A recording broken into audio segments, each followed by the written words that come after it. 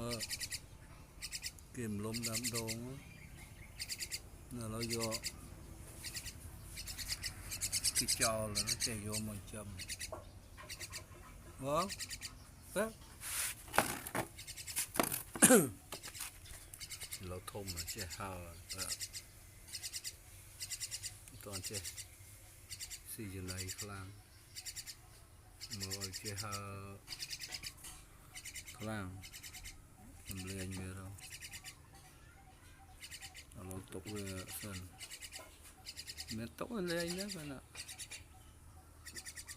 làm tao ná tu pe toàn thôm vào mình thôm sao sao sao